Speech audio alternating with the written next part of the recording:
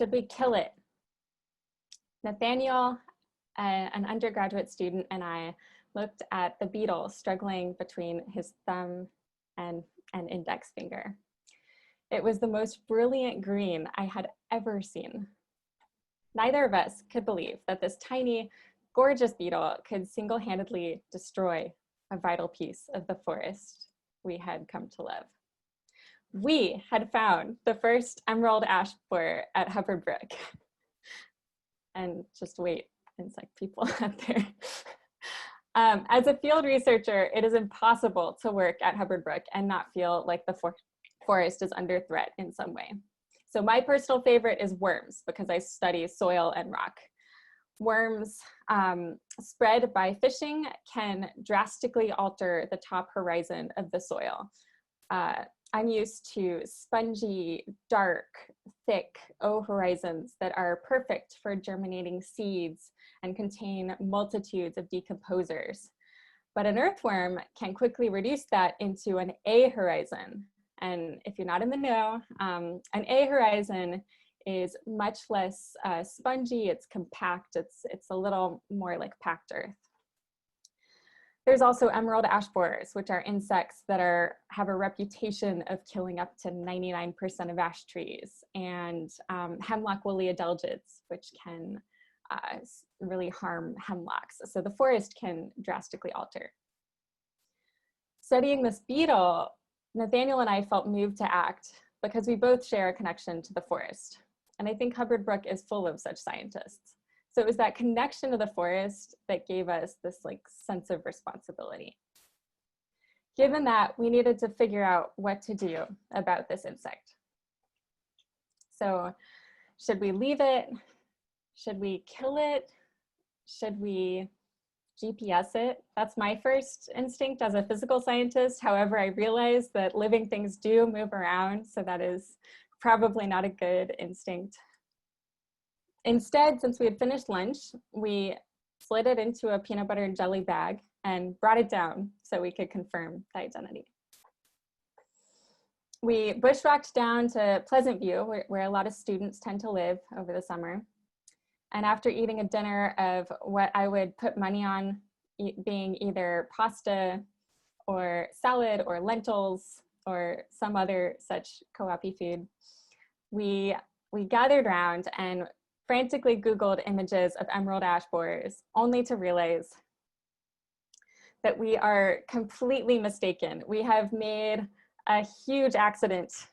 We jumped to conclusions, and it is nowhere near an emerald ash borer. This is the fallacy of soil and rock scientists trying to be ecologists. We had made the accident of assuming this insect was a pest and not a local species that is part of the ecosystem. It turned out to be a gorgeous tiger beetle. Although Nathaniel and I bonded over the not emerald ash borer, earlier in the spring, I had a tiny nugget of trepidation about working together. So we met over Zoom, which was less common back then, but Nathaniel was in Virginia and I was up in Vermont. And when we met, I noticed that he spoke with a Southern drawl, as you would expect for someone from Virginia, and he was wearing a giant cross. Now, as a queer scientist who's trying to improve access and inclusion at UVM, more than ever, I pride myself on being conscious of my internal bias and working to improve my field. But a tiny part of me worried that he might have problems with my identity and that our working relationship might be in danger because he might judge me. This was rooted in stereotypes about Southern people, which I internalized growing up in Missouri, of all places. But I had an intolerant family, and I formed those opinions. So I was used to ignorance. The previous summer, I actually worked with a fellow researcher who didn't know gay marriage had ever been legalized, but I was just worried about flat out intolerance. I carried this feeling with me to the beginning of summer, but I was careful not to let it influence our working relationship. For one, it's impossible to haul gallons of water on your back and operate a diamond-tipped bedrock drill together in the field and not become friends of some sort. But also Nathaniel was quick to catch on, and he was a hard worker. So while we sieved soil for rock fragments, which I have here, or dug biscuits, which is our term for small soil pits, we came up with stories about the forest. Most of these involved cryptids or mythological creatures like Bigfoot. Now give us some credit. We study rock and soil, so you have to make your own fun. Nathaniel loved D&D, so in the field lore that he crafted, if I can remember right, and he would totally interrupt me to correct me, the Swarm Mother, which he invented, is a ghost who can control black flies and deer flies. So if you anger her, you get eaten up even more by all the pests around you in the woods.